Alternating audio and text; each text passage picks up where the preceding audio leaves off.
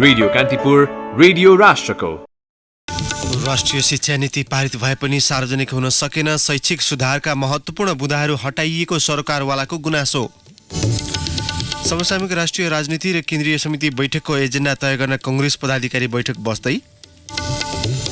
अमेरिकामा तल्लो सदनमा न्यायिक समितिद्वारा राष्ट्रपति ट्रम्प विरुद्ध लागेको आरोप सार्वजनिक आगामी जनवरीमा माथिल्लो सदनमा लगिने। र 13औं दक्षिण एसियाली खेलकुद साहकका पदक विजेता खेलाडीलाई सरकारले पुरस्कार घोषणा गर्दै बालुवाटारमा आज निम्तो। नमस्कार, कान्तिपुर डायरीका साथमा साथी दिवा र म अनिल। समाचार अब विस्तारमा। राष्ट्रिय शिक्षा नीति पारित भएको 1 महिना बितिसक्दा पनि सरकारले अझै सार्वजनिक गरेको छैन। शिक्षा नीतिको पूर्ण दस्तावेज हाल छपाईको क्रममा रहेकाले सार्वजनिक गर्न ढिलाइ भएको भन्दै सरकारले आलटाल गर्दै आएको छ। शिक्षा विज्ञान तथा प्रविधि मन्त्रालयका प्रवक्ता दीपक शर्माले छपाई अन्तिम चरणमा रहेकाले 1-2 दिनभित्रै सार्वजनिक गर्ने दाबी गर्नुभएको छ। सरकारले मुलुकको माटो सुहाउँदो व्यावहारिक र वैज्ञानिक शिक्षा नीति नै ल्याएको उहाँको भनाइ छ। तर सरकारवाला पक्ष भने सरकारको यो दाबी मान्न तयार छैनन्। 2028 सालपछि पहिलो पटक ल्याइएको यही शिक्षा नीति सुधारोन्मुख नभएको र निजी क्षेत्रलाई पोस्ने गरी ल्याइएको उनीहरूको आरोप छ। शिक्षा नीति निजी क्षेत्रको स्वार्थ अनुकूल आएको उच्च स्तरीय शिक्षा आयोगका सदस्य श्याम श्रेष्ठले बताउनुभयो। निजी विद्यालय 10 वर्षपछि गैर नाफामूलक बनाउने, राजनैतिकरण अन्त्य गर्ने, शिक्षक राजनीतिक दलका पदाधिकारी हुन नपाउने, विश्वविद्यालयको कुलपतिमा प्रधानमन्त्रीको सट्टा बोर्ड अफ ट्रस्टिज मार्फत बनाउने लगायत महत्त्वपूर्ण बुँदाहरू प्रस्तावित शिक्षा नीतिको मस्यौदाबाट हटाइएको उहाँले बताउनुभयो। यो नीतिले शिक्षा क्षेत्रमा कुनै सार्वजनिक नगर्ने उहाँको फेरि सुन्नुहोस्। यो नीतिले शिक्षा क्षेत्रमा कुनै परिवर्तन नगर्ने उहाँको दाबी छ। शिक्षाविद मनप्रसाद वागले सरकारले आफ्नो अनुकूल हुने गरी नीति पारित गरेकाले विरोध हुने डरले सार्वजनिक नै नगरेको आरोप लगाउनुहुन्छ। उहाँले भन्नुभयो, यसका थुप्रै कुरा सरकारले लुकाएको छ। यो प्रश्न छ कि विरोध झेल्न नसकेर सरकारले सूचना लुकाएको हो। निजी क्षेत्रलाई पोस्ने नीति भएकाले दस्तावेज नै सार्वजनिक गर्न सरकारले आलटाल गरेको हो। सरकारले गत कार्तिक 18 गते राष्ट्रिय शिक्षा नीति पारित गरेको थियो।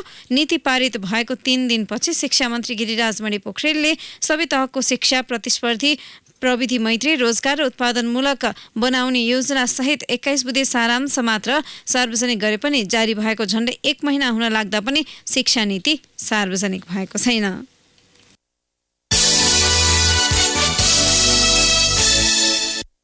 प्रमुख प्रतिपक्षी नेपाली कांग्रेसको पदाधिकारी बैठक आज बस्दैछ। समसामयिक राष्ट्रिय राजनीतिसँगै केन्द्रीय समितिको बैठकका एजेन्डाबारे छलफल हुने कांग्रेसले जनाएको छ। केन्द्रीय समिति बैठक भोलि बस्दैछ। खासगरी उपनिर्वाचनको समीक्षा, पछिल्लो राजनीतिक गतिविधि तथा आगामी रणनीति, भातृ संस्थाको महाधिवेशन लगायतका विषयमा छलफल हुने प्रवक्ता विश्वप्रकाश शर्माले जानकारी दिनुभयो। भोलि सुरु हुने केन्द्रीय समिति बैठकमा पार्टीको सांगठनिक गतिविधि, केन्द्रीय विभाग गठन, केन्द्रीय समितिको समयावधि समाप्त भएका भातृ एवं शुभेच्छुक संस्था बारेमा समेत छलफल हुनेछ। पदाधिकारीको बैठक ललितपुरको सानेपास्थित पार्टी कार्यालयमा अपराह्न 3 बजे बस्दैछ। भ्रमण वर्ष 2020लाई लक्षित गरेर मुलुकभर रहेका होटलहरूले पर्यटक लक्षित विभिन्न छुट र अफरहरू दिने भएका छन्। होटल व्यवसायी सङ्घले देशैभर रहेका होटलमा बसोबासका लागि 30% र खानामा 10% छुट दिनेछ। बसोबासमा आन्तरिक र बाह्य दुवै पर्यटकका लागि 30% छुट हुनेछ भने खानामा नेपाली पर्यटकका लागि मात्र 10% छुट हुनेछ। यो व्यवस्था देशैभरमा रहेका सङ्घमा आबद्ध 2000 होटलहरूमा आगामी जनवरीदेखि डिसेम्बरसम्म लागू हुने सङ्घका सदस्य समेत रहेका होटल बाराहीका अध्यक्ष विप्लव पौडेलले जानकारी दिनुभयो। भ्रमण वर्ष लक्षित कार्यक्रम कार्यान्वयनका लागि सङ्घले देशैभर रहेका होटलहरूलाई निर्देशन समेत दिएको छ। नेपाल आएका पर्यटकको बसाइ लम्ब्याउनका लागि विभिन्न प्याकेज ल्याइएको पनि सङ्घले जनाएको छ। यस्तै भ्रमण वर्ष लक्षित गरेर मुलुकभर रहेका होमस्टेहरूमा पनि स्वदेशी र विदेशी पर्यटकले 20% छुट पाउने भएका छन्। होमस्टे एसोसिएसनका अध्यक्ष केशव बडालका अनुसार यो व्यवस्था आगामी जनवरीदेखि लागू हुनेछ। मुलुकभर रहेको 700 बढी होमस्टेहरूले दिँदै आएको प्याकेजमा सो छुट दिइनेछ। यसका साथै होमस्टेको प्रवर्धनका लागि आन्तरिक र बाह्य पर्यटकलाई यसबारे जानकारी गराइने बडालले जानकारी दिनुभयो। होमस्टेका दृष्टिकोणले पछाडि रहेका कर्णालीको सम्भावना र अवसरबारे समेत प्रचार प्रसार गर्ने उद्देश्य रहेको बडालको भनाइ छ।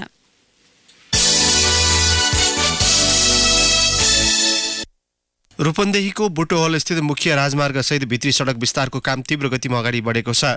राजमार्ग क्षेत्रको सवारी जाम कम गर्न बुटोहल उपमहानगरपालिकाले 4 लेनको बाइपास सडक सुरु गरेको छ। उपमहानगर प्रमुख शिवराज सुवेदीले पूर्व पश्चिम र उत्तर दक्षिण राजमार्ग प्रदेश मन्त्रालय र त्यस मातहतका कार्यालयले व्यस्त बनेपछि बाइपासका लागि भित्री सडक खुल्ला र व्यवस्थित गर्न लागि जानकारी दिनुभयो। पहिलो चरणमा राजमार्गको पश्चिमी क्षेत्रमा योगी कुटीदेखि कालिका नगर इटाभट्टी हुँदै नेपालगञ्ज रोडसम्मको कालिका पथ सडक 4 लेन बन्न लागेको छ। आन्तरिक बाइपास सडक करिब 3 किलोमिटर लम्बाइको छ। यसले बुटोल उपमहानगरका 11, 9 र 7 वटा समेटेको सुवेदीले बताउनुभयो। कान्तिपुर डायरीमा अब ब्रेकको पालो। ब्रेकपछि कान्तिपुर डायरीमा अब अन्तर्राष्ट्रिय प्रसङ्ग। अमेरिकामा डेमोक्रेटको बहुमत रहेको तल्लो सदन हाउस अफ रिप्रेजेन्टेटिभ्सको न्यायिक समितिले राष्ट्रपति डोनाल्ड ट्रम्प विरुद्धको महाभियोग प्रस्तावको आरोप सार्वजनिक गरेको छ। ट्रम्पले पदको दुरुपयोग गरेको तथा संसदीय अभ्यासलाई रोक्ने प्रयास गरेको आरोप लगाइएको हो। युक्रेनलाई प्रभावमा लिएर ट्रम्पले घरेलु राजनीतिमा फाइदा लिने तथा व्यक्तिगत स्वार्थलाई राष्ट्रिय हित भन्दा माथि राखेको न्यायिक समितिका अध्यक्ष जेरी न्याडलरले बताउनुभयो। आफू विरुद्ध महाभियोगको मुद्दा नै बन्न नसक्ने दावी गर्दै राष्ट्रपति ट्रम्पले भने पागलपनको उपस्वरूप प्रतिपक्षले प्रस्ताव गरेको बताउनु भएको छ। यसैबीच ट्रम्प विरुद्धको महाअभियोग प्रस्तावलाई सन् आगामी जनवरीमा माथिल्लो सदनमा लगिनेछ। माथिल्लो सदनमा भने सत्तारूढ रिपब्लिकन पार्टीले को बहुमत रहेकाले ट्रम्प विरुद्धको मुद्दा सफल हुने सम्भावना कम छ। यद्यपि तल्लो सदनले पारित गरेको प्रस्तावका लागि माथिल्लो सदनले सुनवाई गर्नुपर्ने भएकाले ट्रम्पमाथिको आरोपका पक्षमा रिपब्लिकन सांसदले समेत मतदान गर्न सक्ने आशा गरिएको छ। अमेरिकामा यसअघि राष्ट्रपति बिल क्लिन्टन र एन्ड्रू जोन्सनमाथि महाभियोग लगाइएको थियो। आरोप सफल हुन नसके पनि महाभियोगको आरोप लगाइएका राष्ट्रपति रिचर्ड निक्सनले भने पदबाट राजीनामा दिनु परेको थियो।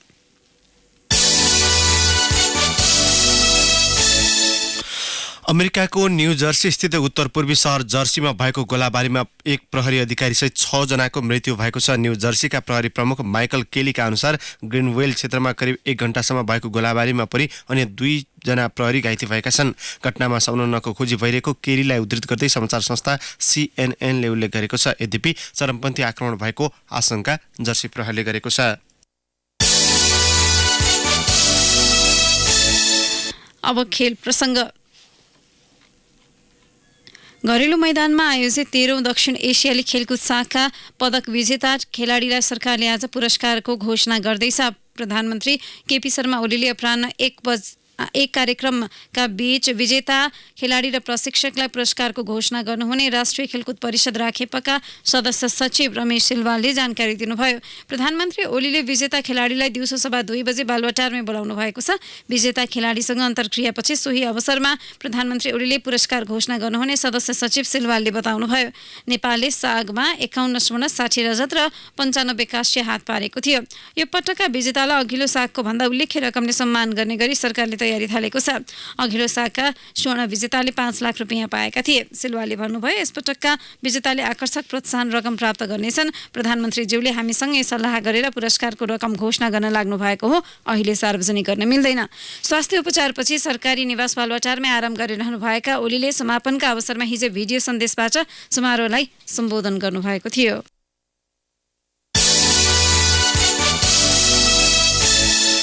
धनकुटा गोल्ड कप फुटबल प्रतियोगिताको उद्घाटन खेलमा आयोजक हिले क्लब धनकुटा र धरान फुटबल फ्रेन्च क्लब भिड्ने भएका छन्। भोलिबाट सुरु हुने प्रतियोगिताका सबै खेलहरू हिले स्थित स्थानीय विद्यालयको खेल मैदानमा हुनेछ। 30 गतेसम्म चल्ने प्रतियोगितामा 8 टोलीले सहभागिता जनाउँदैछन्। प्रतियोगितामा आयोजकसँगै united youth Ilam, youth club Morang, Dharan football French club, Nepal army सुनसरीको दुहबी क्लब र रोयल स्पोर्टिङ क्लब झापाले सहभागिता जनाउँदैछन्। हिले फुटबल क्लबको आयोजनामा हुने प्रतियोगिताको उपाधि विजेताले 1 लाख रुपियाँ पुरस्कार प्राप्त गर्नेछन्।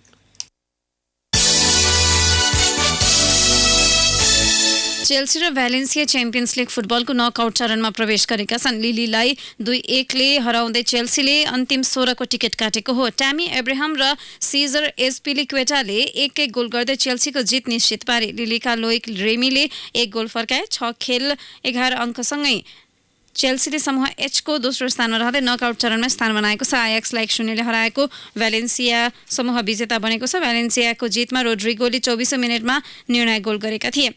अघिल्लो सिजनको सेमिफाइनलमा पुगेको आयाक्स भने समूह चरणमै रोकिएको छ। अन्य खेलमा बार्सिलोनाले इन्टर मिलानलाई 2-1ले हरायो। स्लाभिया प्रागलाई 2-1ले हराएको बोरुसिया डर्टमन्ड 10 अङ्कमा समूह एफको दोस्रो स्थानमा रहँदै अन्तिम चरणमा पुगेको छ। इन्टर भने समूह चरणमै रोकिएको छ।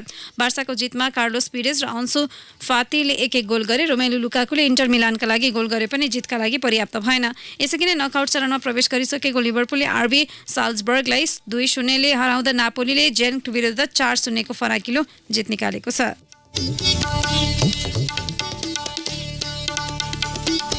जाँदै मुख्य प्रसङ्गहरू पुनः एकपटक। राष्ट्रिय शिक्षा नीति पारित भए पनि सार्वजनिक हुन सकेन। शैक्षिक सुधारका महत्त्वपूर्ण बुँदाहरू हटाइएको सरकारवालाको गुनासो। समसामयिक राष्ट्रिय राजनीति र केन्द्रीय समिति बैठकको एजेन्डा तय गर्न कांग्रेस पदाधिकारी बैठक बस्दै। अमेरिकामा तल्लो सदनमा न्यायिक समितिद्वारा राष्ट्रपति ट्रम्प विरुद्ध लागेको आरोप सार्वजनिक आगामी जनवरीमा माथिल्लो सदनमा लगिने। र 13औं दक्षिण एसियाली खेलकुद सागका पदक विजेता खेलाडीलाई सरकारले पुरस्कार घोषणा गर्दै बालुवाटारमा आज निम्तो। हवस्, नै प्रसङ्गसहित कान्तिपुर डायरीको यो बुलेटिन अहिलेलाई यहीँ सकिन्छ। हाम्रो अर्को बुलेटिन बिहान 10 बजे स्पोर्ट्स डायरी हुनेछ। तबसम्मका लागि कान्तिपुर डायरीबाट साथी दिवा र म अनिल बिदा माग्छौँ। नमस्कार। सूचना र मनोरञ्जनको सम्वाहक रेडियो राष्ट्रको रेडियो कान्तिपुर।